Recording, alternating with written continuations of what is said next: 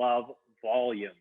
They're big volume muscles. You're on them all the time. You're using them all the time. So exercises in the gym, really easy, standing calf raises and donkey calf raises. The other one is leg press.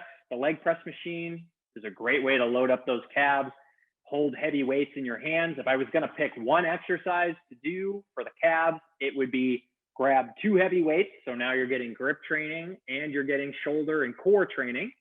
And I would do calf raises with a deficit. So I'd have my feet on a bench. So if this is my bench and these are my feet, I would come up and then I would go lower, because if you do them on the ground, you're not getting that deficit. That's going to really stretch and get the eccentric part of the calf. To go the other route, so what can I do outside or not in the gym? It's to hike and walk. I can't recommend hiking enough. I love the variability.